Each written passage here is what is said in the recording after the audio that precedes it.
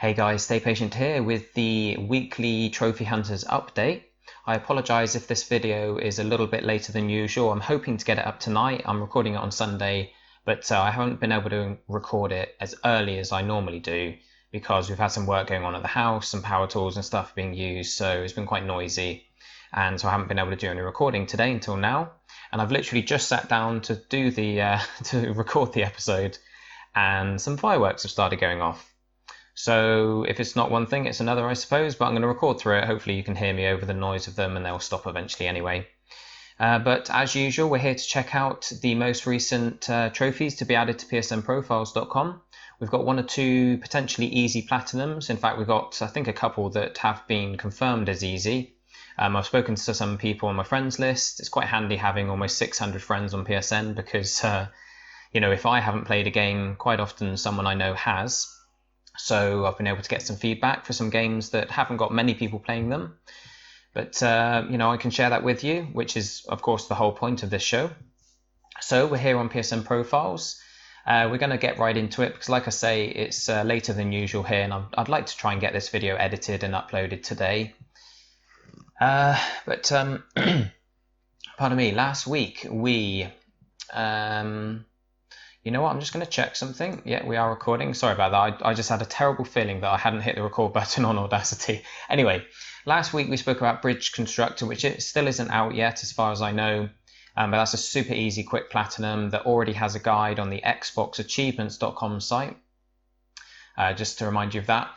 Another game we watched a trailer for last week, and I apologise, we haven't actually got any trailers this week for you guys because I think some of the games that I could have shared trailers for probably have copyright issues with them, and again it's a bit of a time issue.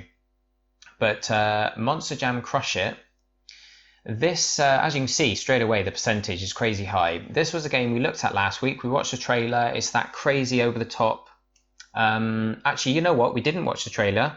I put it in the video, but then it did have a copyright notice on it, so I had to remove it and I re-uploaded the video.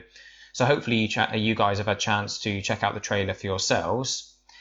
It's basically, one of those over-the-top trick-based vehicle games, but using monster trucks. And it looks kind of fun. It looks goofy and stupid. It looks totally unrealistic, but that's what a lot of those games were. I don't know if you guys remember the EA Big franchise, or like the kind of branch of EA that did like the SSX games, and I think they did a quad biking game and a jet ski game, and they were basically sports games. Because do you remember EA used to have its own like icon for the sports games, so like FIFA and things like that? I forget what it was called. Might have been EA Sports, I'm not sure. But they then had EA Big, and it had this like big logo that would come up at the start of games, and they were basically the EA Sports games that were unrealistic and over the top, just like SSX.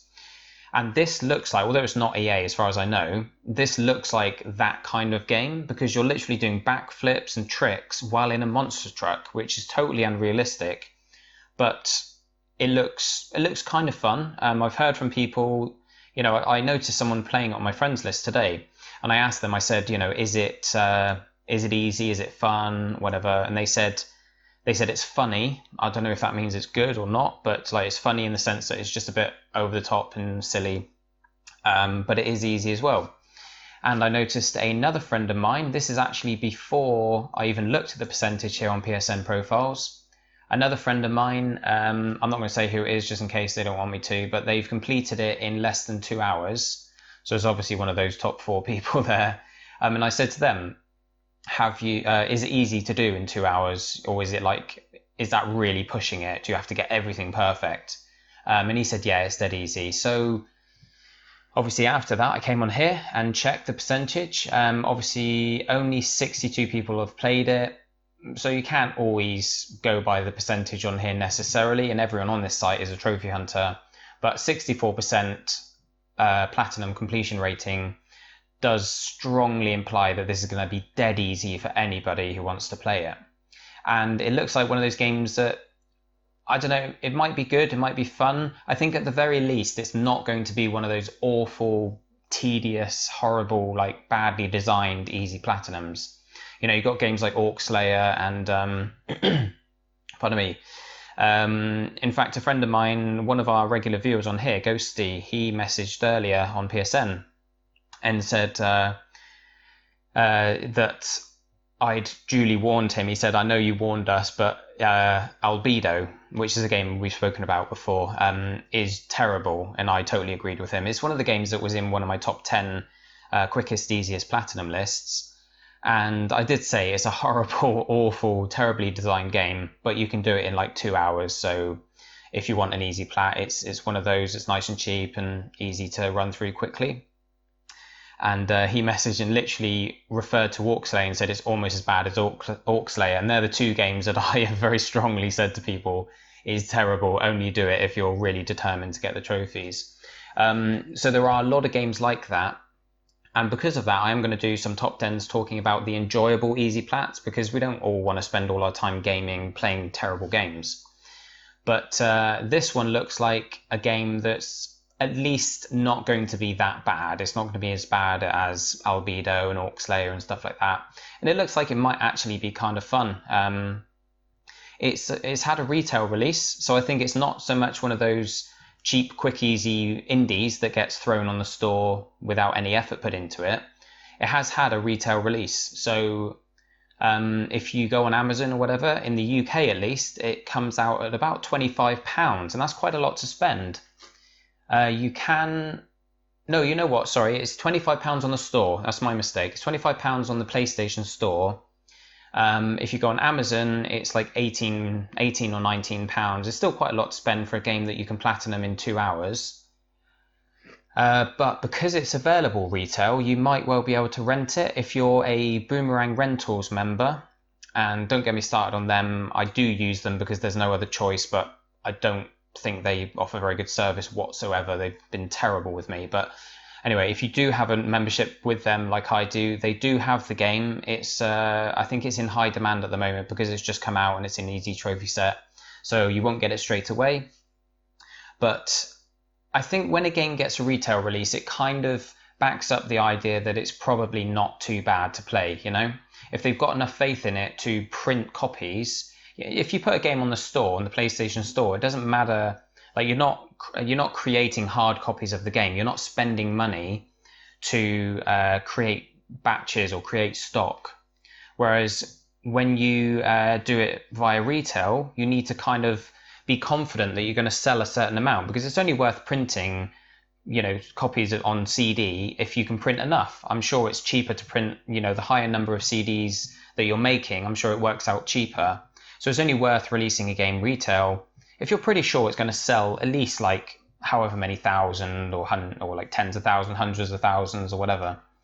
So, you know, it's probably going to end up being okay. And as you can see, most of the trophies here, you literally, we did look at this last week, so I'm not going to go into it too much, but it's basically getting a gold medal, getting a gold, silver and bronze in one time attack, in one stunt level, in one survival level. You don't need gold, silvers or bronzes across all the levels. In fact, it looks as though you probably don't even need to complete the game, because the only other stuff is like winning a few races, unlocking the different vehicles, and then collecting crush letters, which I get the impression they're a bit like the skate letters on the old Tony Hawk games, where you have to collect like SKATE. And I'm guessing collecting 250, I think there's way more than 250 in the game, so it looks like you can just casually play it and pretty much get the trophies in a couple of hours without any effort. So by the looks of it, although we haven't got any feedback on PlayStationTrophies.org yet, from the feedback I've got personally from friends of mine that are playing it, it looks dead easy, and you can pretty much count on that being correct because of this completion percentage. So I'm a bit kind of out of breath today. I'm not sure why. So yeah, although that was a game we looked at last week, that is now, you know, because we had no feedback last week, the game hadn't been released, we can now safely say that that is another easy, quick platinum. And these are coming thick and fast. They seem to be releasing easy plats quicker than usual. Either that, or it might just be that we're stumbling across them more regularly because of this show. So hopefully you guys are benefiting. Hopefully you guys are benefiting just as much from this as I am, because it's really kind of bringing a lot of these games to our attention that we might have missed out on otherwise, because they come and go. Like they're off this front page of psnprofiles.com within a week, or just over a week. So if you don't look at this every week, you can quite easily miss these games. And then unless you happen to look at like a top 10 easiest platinums video, or maybe go on PlayStationTrophies.org, some of the threads on there talk about the easy games.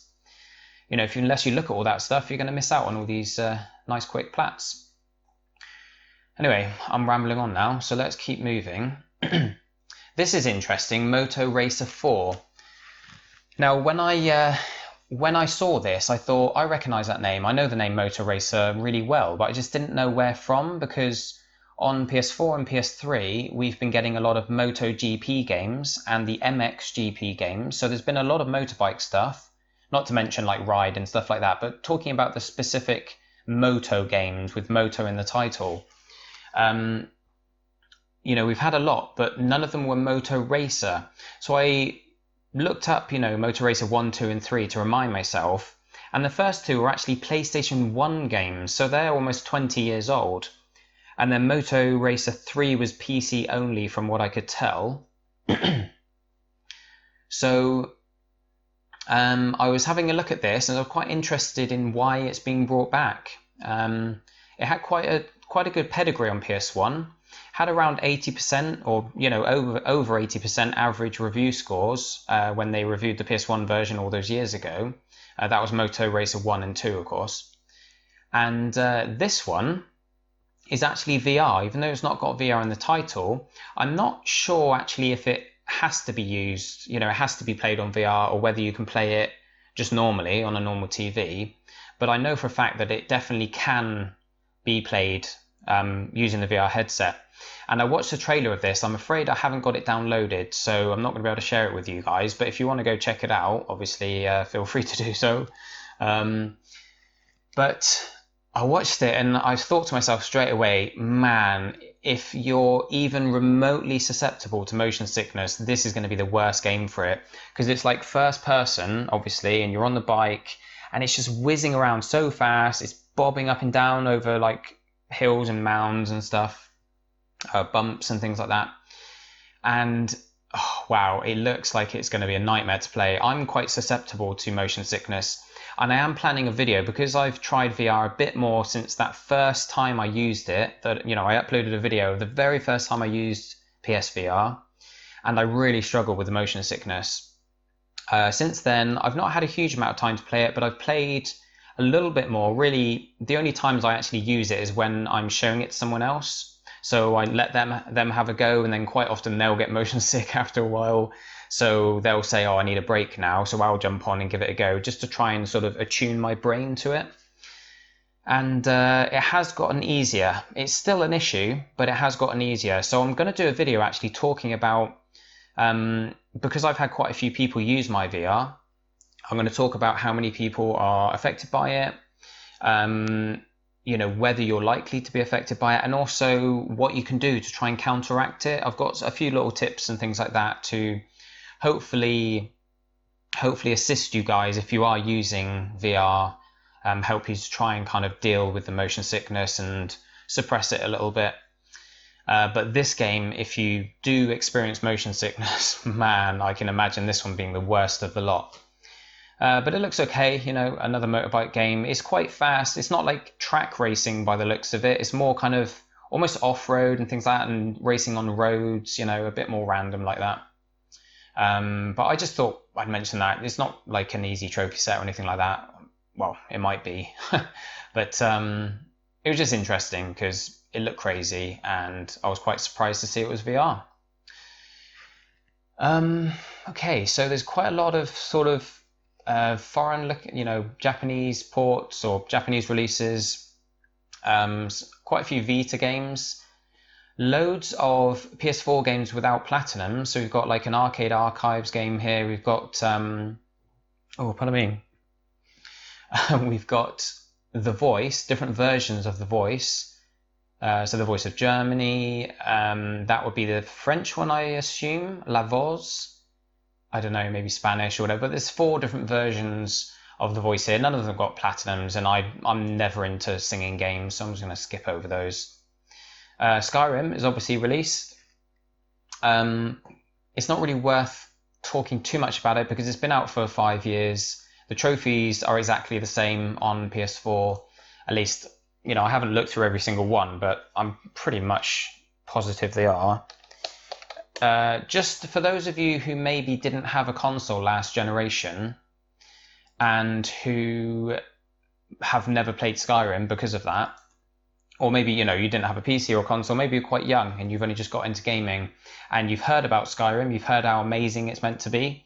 I've only spent like 50 hours on it. I chose, because I didn't play it when it first came out, several years went by and I eventually thought, you know what, I need to give it a try at least, so that with some of the big games I don't get around to playing properly, I think to myself, I need to at least give them some playtime because, I'm running a YouTube channel. I like to know about games. I like to be able to talk about games. And if there's a game as big as Skyrim that I've never actually gotten the chance to properly play through, I still want to give it some playtime, so at least I'm not completely ignorant about it. And I'm kind of glad I didn't play it in its entirety because now I can play a much better version of it on PS4. And I do plan to if I can get the time. It's quite difficult to find the time for all these games. But if you're like me and you've never played it properly and you've never earned the trophies on it, you might be interested to take a look at the PS3 trophy guide because, of course, it's been out for a few years. So there is a full guide. There's all sorts of information and videos and just any amount of help you may need. Even though you're playing a new version of it, you'll be able to make use of all this, all these utilities, all these resources. So if we have a look here, this guide was by Weber Olsen 77 and Darth Crid did the DLC. I don't see their names around as often anymore, so I'm guessing maybe they've, I don't know, maybe they've got families and they're kept busy or whatever. But they've been around on the site for a long time and they always did very good guides, so you can trust that this is a very useful guide to follow. They've given it a 4 out of 10 difficulty rating, and I think it's very much like Fallout in that you can change the difficulty of the game on the fly, as far as I can remember anyway. Like I say, I've only spent about 50 hours with it. So on the voting thread here, most people have given it 4 out of 10, and then a few, fair few 3 and 5. So a 4 is pretty much a safe bet. And for me, a 4 is like one of those games that anyone can do. There's nothing really that anyone's going to stumble on. It just means there might be some bits that are tricky, but no one's actually going to slip up and, fail to complete any of the sections. 4 out of 10 is pretty much like, as long as you're a gamer and you know how to play video games, then you can earn the platinum. But obviously the time requirement is a different matter. They've said 100 plus hours. Now everyone's voted that. I think some of you who use PST as well, or PlayStationTrophies.org, may agree with me on this, that I think they need to add some more options for, for voting, if it's like 150 hours or 200 or like 500, You've got games like Mortal Kombat and Gran Turismo that are like, I think one of the Mortal Kombats is like 1,000 hours. And Gran Turismo 5 is about 600. So voting at 100 hours plus, and then comparing that to another game that's like dead on 100 hours, I think they need a bit more, a few more options really, so that we can tell the difference between a game that's 110 hours and a game that's 1,000 hours. But that's where reading up on people's comments is probably the best way to go. And what I find is if a game's been out for a while, and I'm trying to figure out how difficult and how long it is, a bit like with this one, I'm probably going to get around to playing Skyrim soon, so I'll be using this as a gauge for how long it's likely to last. But if it's been out for ages, there's probably loads and loads of comments on it, because like I say, if it's over 100 hours, it's good to read what people have said. And sometimes, you'll get votes all over the place. So reading people's comments is very helpful because they might say, oh, it could take you this long if you make this mistake, or if you do it properly, or if you use this glitch or this exploit, you'll be able to do it a lot quicker. And then you can get an idea. You can think to yourself, right, am I going to play it like this person or like this person? Do I want to make use of exploits or do I want to play it legitimately? And you can kind of match up the time it's likely to take you, sort of match that up with people in the comment section who have played it in a similar way to how you plan to play it. But like I say, if a game is old, there's probably loads of comments, and rather than reading the oldest ones, which are the very first ones, it's best to go to the very last page, which is, oh, there's only 5 pages of comments, but if you go to the last one, then the people who voted most recently, they've probably, you know, they will have known all of the tricks and the hints, and they would have understood the game better. Any help that's come from the community will have been online for years now, so anyone who's platted this recently will have been able to make use of all that help. But the people who platted it right at the start of the game's lifespan, you know, would have taken a lot longer, because, you know, they didn't have all the resources that are available to us now.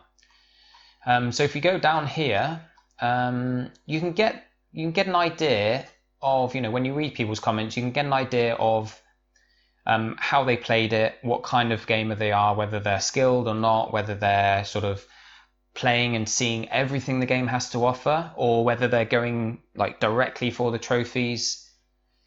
I haven't actually read any of these, but October here, 150 plus hours, lots of walking around, and depending if you mess up with any backup saves like I did, could be looking at 300 plus hours. So straight away there, you know that you need to be careful with making up backup saves, just in case you miss certain stuff. I know there are some kind of faction mission chains or quest lines that you use to be able to become a member of a faction, and I think they're missable. And I think also there are sort of Daedric quests and stuff like that that could be missable. Yeah, anyway, we're not going to read through all this. Oh, here you go, Kyoko. See, he's a regular member. A lot of comments there. Hasn't got his gamer card there. Anyway, clocked 117 hours for the platinum, so it can be done in just over 100 hours. Anyway, oh, pardon me. Sorry, I'm really, like, my stomach's rumbling. I'm gassy and coughing. Sorry, guys. Anyway, that was partly for me, really. That was partly for me to kind of get an idea, but obviously, I'm sure some of you are wondering how long and hard Skyrim is. So yeah, Skyrim, awesome game. I do prefer Fallout, but you know, still a great game. Now we're going to talk about Titanfall 2 again. We talked about it last week, but we're going to talk about it again at the end of the show. I'm not sure how long we've been recording for yet, but so we have had the Call of Duty Infinite Warfare trophies added. And let me just double check something, because I don't think this is something that I'm not actually aware of. Give me 2 seconds. I don't think Infinite Warfare is coming out on PS3. No, it isn't. Look, Call of Duty Infinite Warfare is skipping PS3 and Xbox 360. So that explains why it's only a PS4 list here.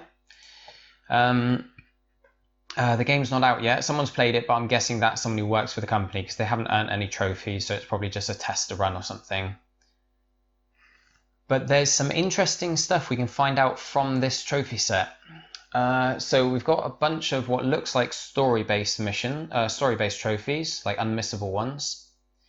And then obviously the veteran trophy, complete everything on veteran. Here we've got 2 trophies, I think, at least 2, that talk about side missions. Now this is something new to Call of Duty. I haven't looked up about what they are exactly and what they mean. But that's quite cool, having side quests in a Call of Duty game. I'm not, I don't know how they'll fit in with the world or how you'll activate them. They might actually be side quests that you do while you're flying around in your ship. I forget what it's called. There it is, Jackal. Complete all Jackal only side missions. Okay, so it looks like there are Jackal side missions and then maybe just normal side missions. Again, it's going to be very interesting to see how they work. Scanning weapons and collectibles and loadouts and yada yada, all pretty sort of predictable stuff for the most part. What was I looking at? Yeah, most wanted board. This looks a bit kind of side questy as well. Clear half of the most wanted board, so I'm guessing they're kind of bosses or specific enemies that you need to go out and find and kill. Like here, kill all the aces and captains. Again, they might be flying around in ships and you have to kind of hunt them down or whatever. It's going to be quite interesting seeing how this new Call of Duty is structured, because a lot of people have really hated on the trailer. It's actually received the most downvotes, or the most thumbs down of any game trailer ever, I believe. But I think that's because there are things that have changed, and Call of Duty players in general like things to stay the same. They know the game, they love the game, and they don't really want things to change drastically. But I'm all for that. You know, I've got bored of Call of Duty years ago, and I've got the game pre-ordered on the PlayStation Store because I wanted to get hold of Modern Warfare. That was back when Call of Duty was good. That controversial comment is probably going to get a lot of hate off the viewers, but you know, I think a lot of people agree with it as well. It's gone downhill over the years, but I think maybe the fact that they're taking this in a different direction is angering a lot of people, but might well bring some of the lapsed players back. Although I'm fed up with the modern warfare, like futuristic warfare in space and all that kind of stuff with jetpacks and everything. It doesn't feel like you're playing a military shooter, you know? But who knows? Maybe these changes could be a positive move in the right direction. Side quests and space flight and all that kind of stuff. There was an interesting one here that I don't quite understand. Boots on the ground. I understand it, but I don't know why it's in the game. It says, go 2 minutes without double jumping or wall running in a mission where these abilities are available. Now, that just means standing there, right? Like, why is that a trophy? Because they've added these features into the game, double jumping, wall running and all that stuff, which is very much just Titanfall 2, and I'm sure Titanfall is going to have done it better. But like, why would they give us these abilities and then challenge us to not use them, especially when you can just stand there? Like, I don't know, some of the thought behind these trophies, I'd love to be in the room when they're discussing them. They're like, right, what can we put in this game as a challenge for the players to take on? And then someone puts up their hand and it's like, well, why don't we just get them to stand still for a while? Like, okay, that can fill out another spot on the trophy list. Oh, makes no sense. But the rest is pretty much standard fare. Obviously, we get down here, we've got all the Space Land trophies, which is the new zombie mode. Loads of them. We won't really understand what these trophies mean until the game comes out, because they might be Easter eggs or hidden secrets and things like that. And then you've got to win 5 matches in multiplayer. So there's one multiplayer trophy. At least you've got to win 5 matches this time, unlike Titanfall 2, which only had you winning 1. Literally, all you had to do for the online trophies in Titanfall 2 is win 1 match and change a loadout and join a network, which is literally just in the menus. Okay, so we got Volume, which is probably a stacking.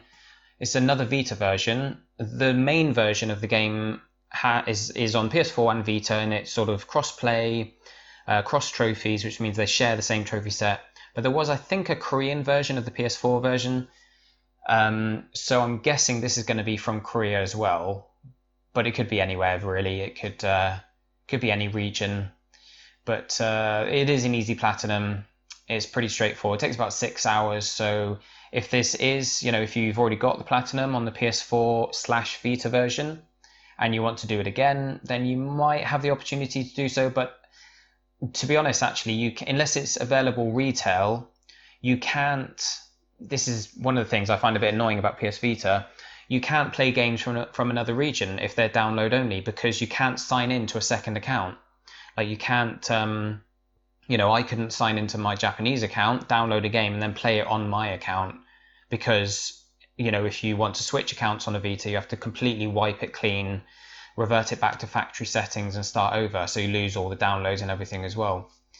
So that's a shame. I think that's probably going to be download only, so I don't think any of us are going to be able to play it, unfortunately. Then we got like a few Atelier. I think that they're the big RPGs, aren't they? I don't have a lot of knowledge about them, but there's a lot of Atelier games. These 3 here, Earthdawn, The Onion Knights, and Life Goes On. Life Goes On is actually, I think, a second version of the game. I think it's been out. Yeah, so it's been out for a while. Life Goes On Done to Death, and I'm guessing it's just another region, but I think it's quite a tricky platinum, the original. I looked at some guy or some feedback for it online. It's not an easy plat, but it looks kind of interesting.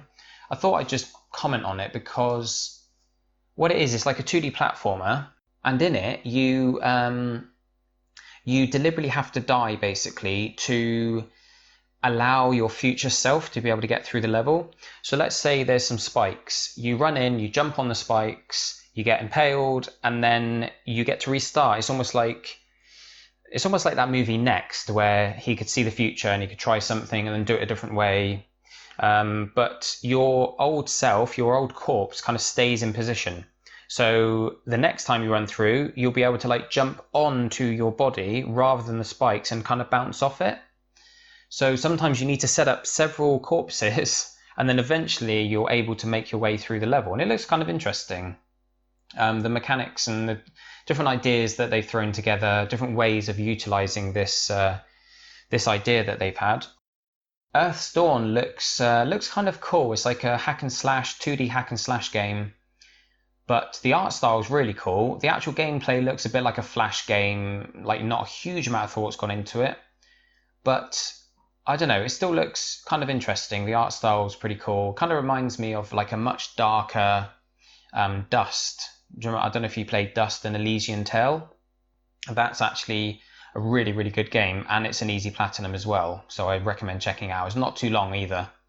But it looks like it's kind of along those lines with a really cool art style, but a totally different tone, like much darker, much more oppressive, like just general art style going on.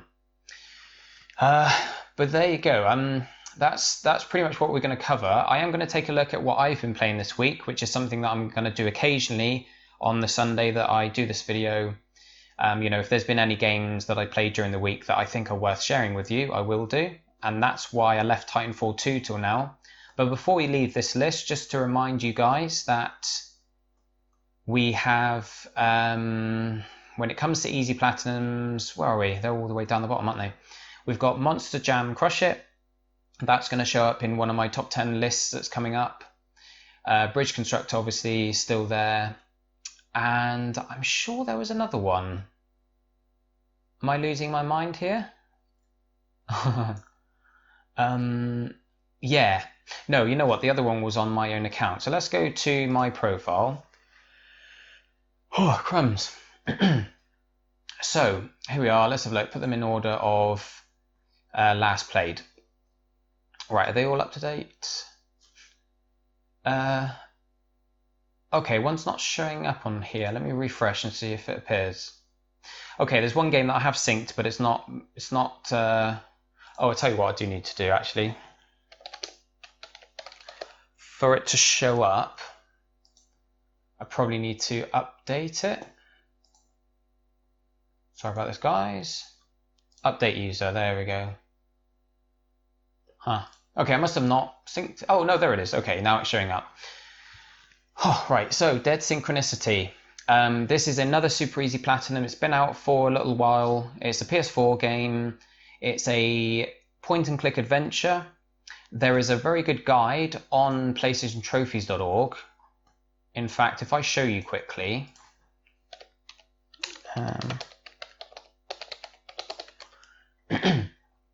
Okay, so we've got Dead Synchronicity, and if we go to the trophy guide, the Mind is a city. Oh, I'm getting really tongue-tied today, sorry guys. The Mind is a city has done a useful guide here. He's given it 2 to 4 hours, but he's made this step-by-step walkthrough as well. And I might actually do a video based on this walkthrough and share it with you guys in case you prefer following a, you know, a video guide. But you know, that depends on time. Anyway, make sure you read this. If you are doing the game, make sure you read this, because sometimes the guide will tell you to look at something and you automatically press X on it, but that doesn't count as look. You need to press square to look. So square activates the look option wherever applicable. You need to make sure to press the right button when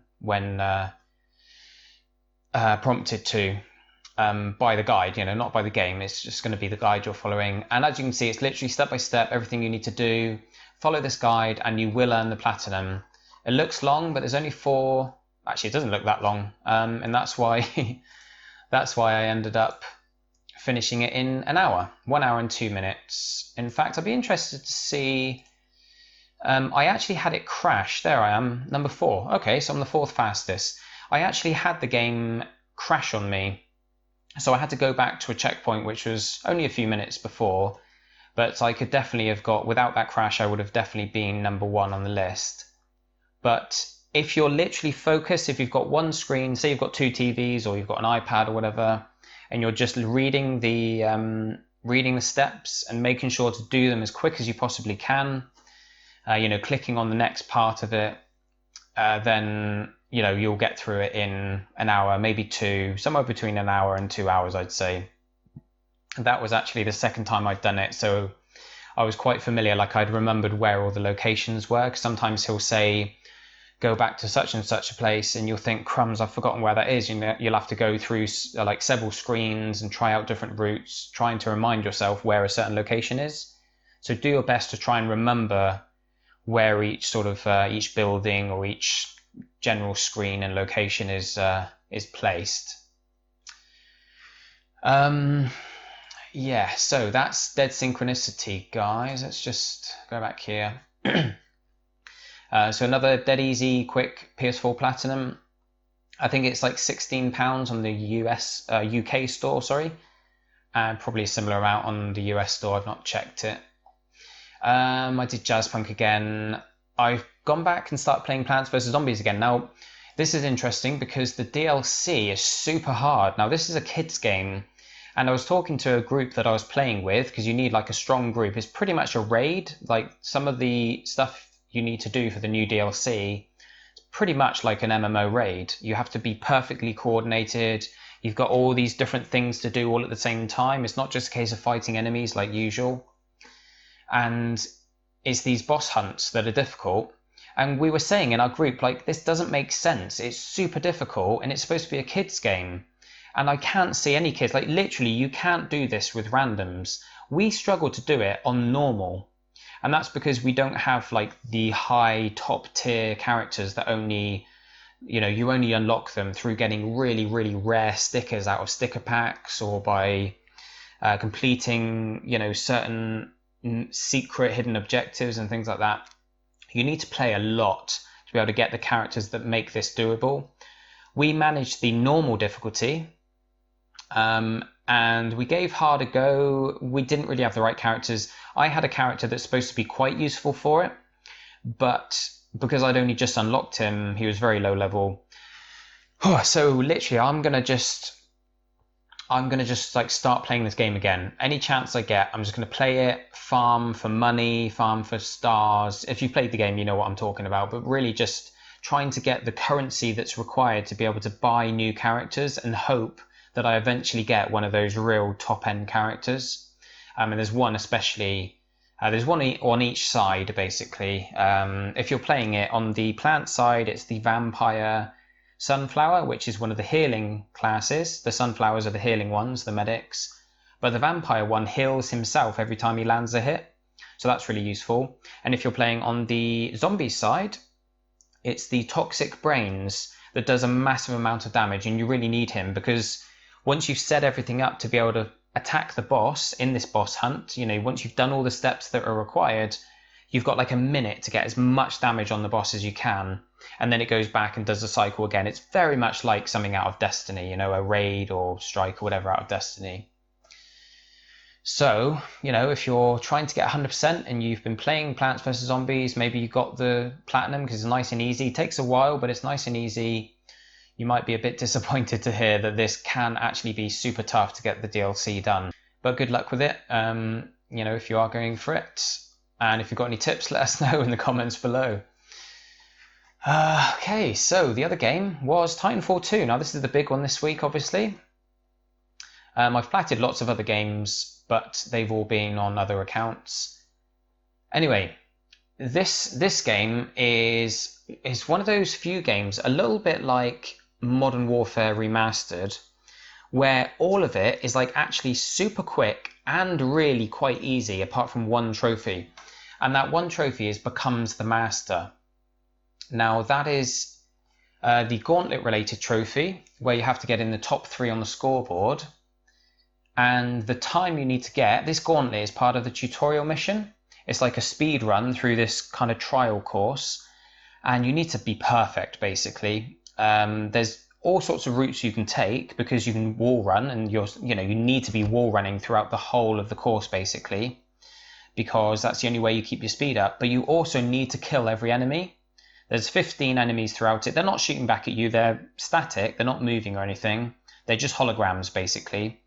But you can use grenades to take out groups of them. But obviously you're wall running and your view is being thrown about by double jumps and stuff. You've got to get the grenades perfect, you've got to get your shots perfect.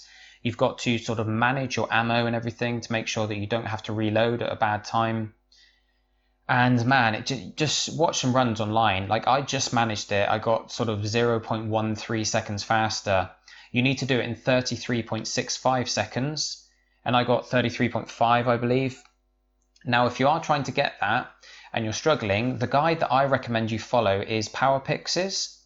Now, PowerPix has a guide, Harry94 has a guide, and there are several other people. I think Maka has one up. In fact, Maka has a recording of him doing it in like 25 seconds. But it's very difficult to replicate what he's doing. The PowerPix guide, I recommend because it's the easiest one to follow. It's the easiest one to replicate. Some of them have kind of, you can tell that they're sort of ad-libbing along the way a little bit. Whereas with PowerPix, he's kept it quite simple. You know, double jumps where there's double jumps and like running along walls and stuff. But he's not sort of popping from wall to wall too quickly. And he's made it very clear where he needs to be. He's done like a slow motion version of the run. He's put text like he does usually. He's put text advice on it saying this is where you need to be, this is when you need to jump, all that kind of stuff. And it will still take you a lot of practice. It's a difficult trophy to earn. But the other recommendation I can give you is to play the campaign first.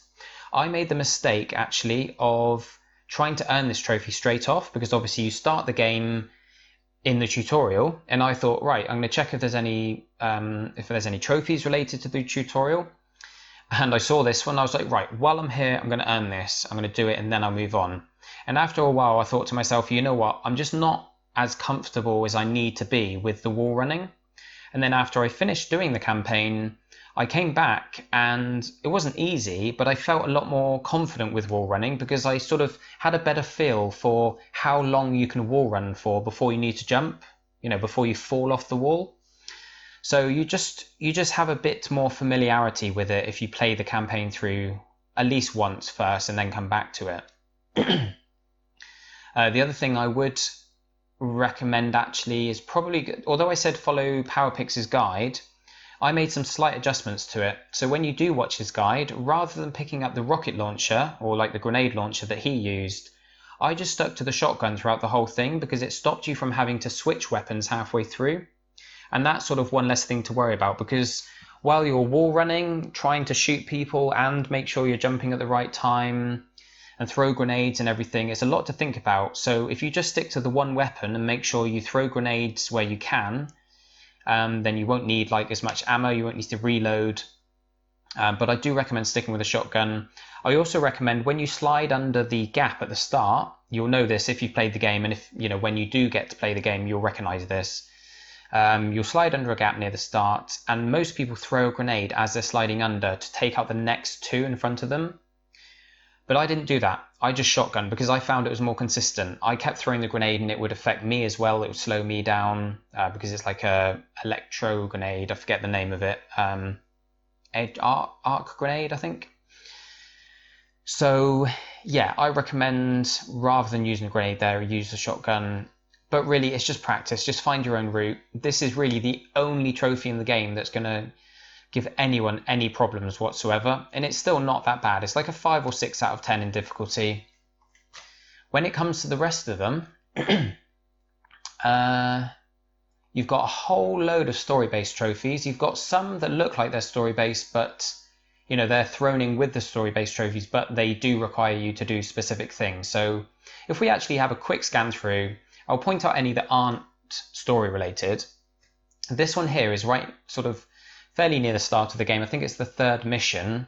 It's where you're in your Titan, you're fighting alongside 2 other Titans, you're giving them backup, like you go to support them. And basically, as long as they both survive the encounter with the enemy Titans, then you get the trophy. So you need to keep Lieutenant Shaver and Lieutenant Freeborn alive. And it's quite easy, just make sure you take down the enemy Titans before they have a chance to kill either of your allies. These are all story related. Here, kill a caged prowler in the wildlife research labs. This is when you're flicking between time periods. You've got a button during just one of the levels. I forget the name of the level, but it might be wildlife research labs, I'm not sure. But while you're able to do that, you'll get to this lab, a laboratory that that has sort of cages. Well, they've got cages with these creatures in, basically. And if you flick to the modern day, when everything's destroyed, you know, the glass will be smashed and the creatures will be dead. So you jump into those cages in the modern day, and then you switch time periods back to the past again, and you'll be inside the cage in the past while, you know, when the creature's still alive, and you can kill one of them. So that's very easy. All these miscellaneous trophies, as long as you know what you're doing, they're dead easy. These are all story related. Use the arc tool to activate a stalker rack. That's like, these stalkers are like robotic enemies, and they're kind of hung on racks, two together, and there'll be a green light above them. Just use the arc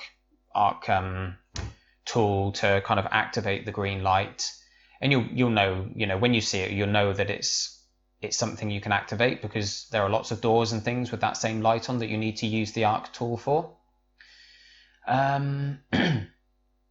Let's have a look here. I might be skipping some. Right, we've got all these different cores here, flame core, smart core. As you're going through the game, you'll find different loadouts for your Titan. They're very easy to find. They're pretty much in your way as you're continuing the story. And when you get a new one, make sure to get a kill using the core ability, which is down or left on the D-pad or whatever, one of the D-pad buttons. And it's only usable when it's fully charged. So your charge is down in the bottom left of the screen. Charge it up by damaging Titans, and make sure to leave one Titan alive with just a little bit of health. Then use your core ability and take it out. And just do that for each one of these on the way through the campaign. If you miss any, it's fine. You can use chapter select, as you can do for every single trophy in the game. There's nothing missable. Destroy a mercenary Titan with a melee execution. So in other words, that's one of the bosses. When you fight a boss, get his health down nice and low, then get in close and melee, and it will do an execution. 3 enemy Titans with 1 core ability. So once you've got your core ability charged, whittle down the health of 3 of them, get it nice and low, and then use your core and just take them all out.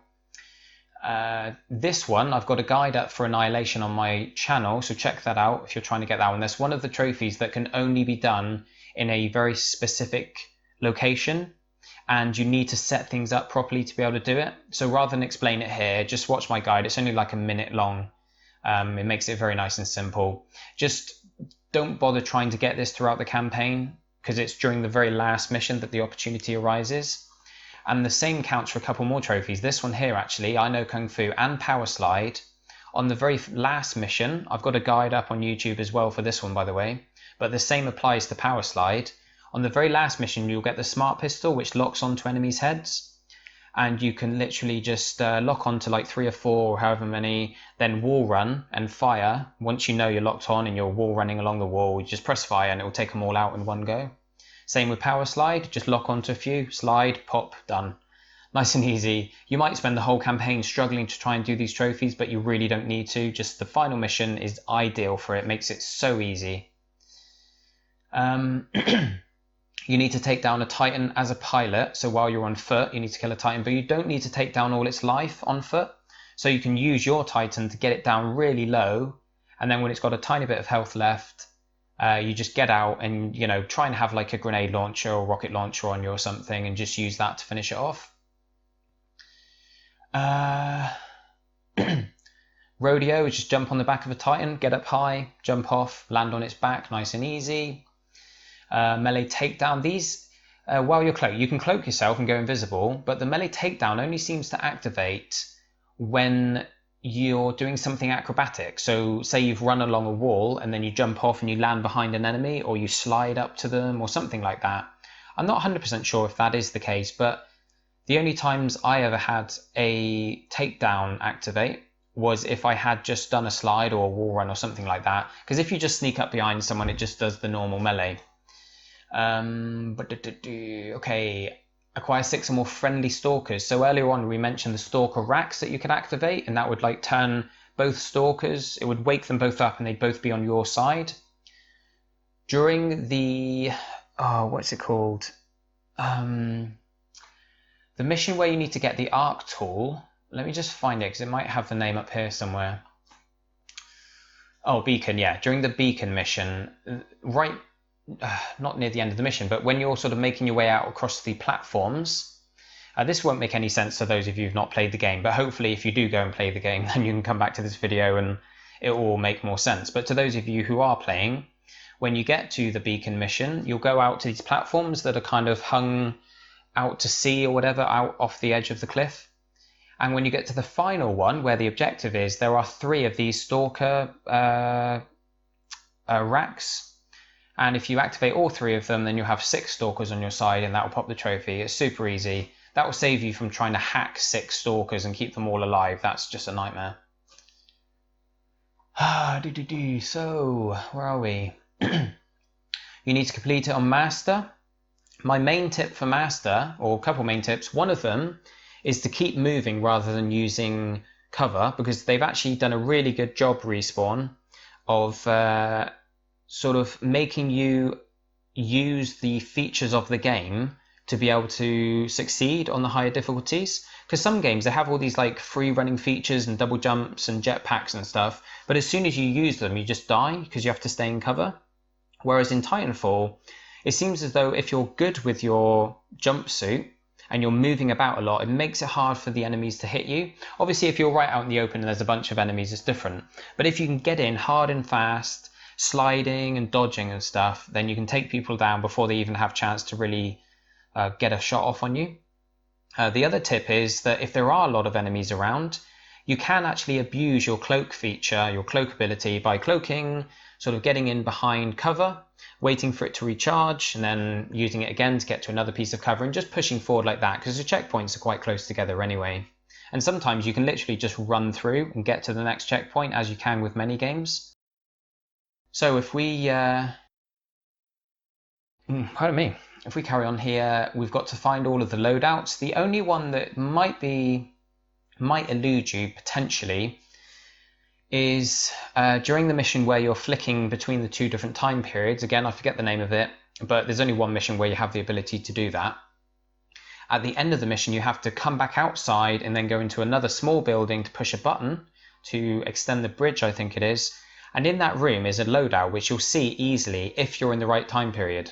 But you do need to be in that room while in your Titan, because obviously you can only pick it up if you're in the Titan, and it glows if you're walking around in the Titan. Any loadouts you come across will glow, and it will only glow, it will only be there, I think, during the past time period, like the the early time period where we've gone back in time. So just flick between the 2 and you'll see it right there in the middle of the room. They're dead easy though, you won't miss any of them, I shouldn't think. You got to get all the collectibles. I've got a guide for that up on my channel, check that out. And then here are the dead easy multiplayer trophies I mentioned earlier. Win a match, customize a loadout, join a multiplayer network. For this one, you don't need to join someone else's network, just make your own.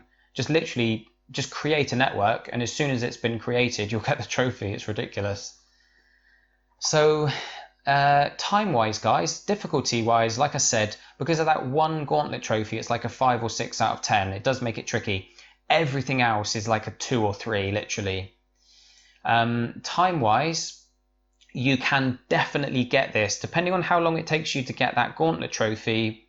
If you get that, like first or even 10th try, as long as that doesn't take you hours to do, you can do this trophy set in one day. You'll notice here that I was the 6th person to earn this trophy in the world, but I'm also the slowest, I think. Yeah, it's because I got the game on Tuesday. I didn't start playing it till Wednesday. I played it all day Wednesday, but it took me a lot longer to get through the playthrough because I was searching for every single collectible to be able to bring you guys a guide for it. There was no sort of Wikipedia or anything like that. By now, there's loads of videos. IGN have got all the collectible locations and stuff, but back when I was playing it, like the game wasn't even out yet, so I was trying to find the collectibles. And then Thursday, I spent all day putting the collectible guide together, so recording the commentary and doing all the editing and stuff. And that took me all of Thursday. So then Friday came and I did the second playthrough on the master difficulty. Now, if you play on master difficulty straight off, I did it on easy to begin with simply because I was doing guides and I didn't really want to be contending with high level enemies while trying to record footage for a guide. So I did it on easy and then master, but you can definitely get all these trophies just by starting straight off on master difficulty, and I do recommend that because it's not too bad at all.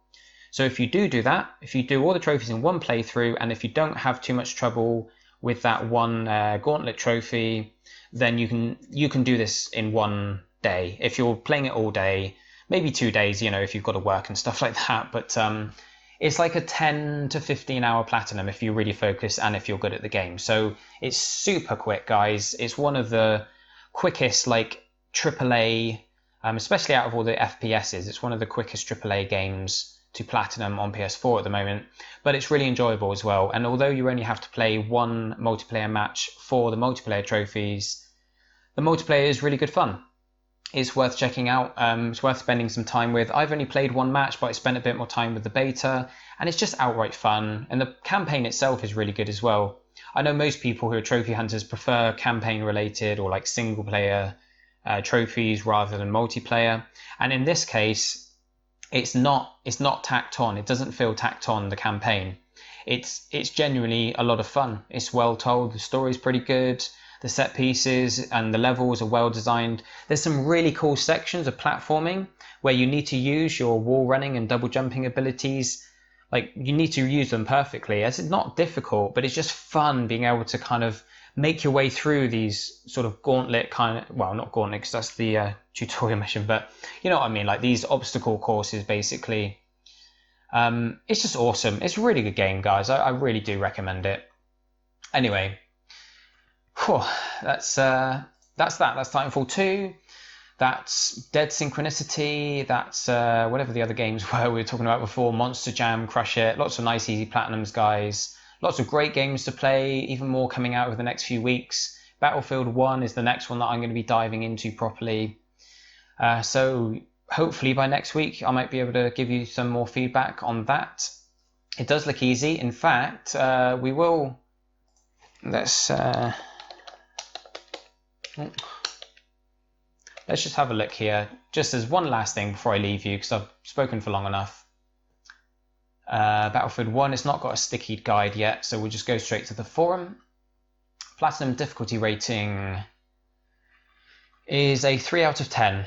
Pretty unanimous, 3 out of 10. Everyone's saying it's straightforward. The online can take a bit of time, but that's great. I'm actually really pleased that it requires some online play. But the online trophies aren't difficult. They're not long-winded, but they just do require a bit of play, and that's good because I was kind of disappointed that Titanfall didn't require any online play. Time is like, I think 26 to 35 hours on average. Yeah, most people are around 30 hours, I think. So that's another easy, not too long platinum, guys. So although it's dropped off the list on PSN profiles, I thought we kind of jump back to it because this is one I'm definitely looking forward to playing. So, I'm done in now. I'm going to go and get some food. I'm starving, thirsty. My voice is starting to go. But I hope you found that helpful, guys. I'm sorry that we haven't had any like trailers this week. There wasn't really anything that I felt was particularly worth sharing with you guys. But I'm going to be bringing you part 3 of the easiest and fastest platinums that you've probably never played. That series is going to have a part 3 quite soon once I can, you know, find the time to actually work on it. I've got pretty much the whole list set and ready to go. I just need to start, you know, writing the script and everything. And then we've got some other top 10s to go to. But keep your eye out for that. If you're new to the channel, thanks for watching. Hope you've enjoyed it. To all of you regular viewers, thanks for your continued support. Don't forget to drop a like, subscribe if you haven't already, and I'll catch you all very soon. Cheers, guys.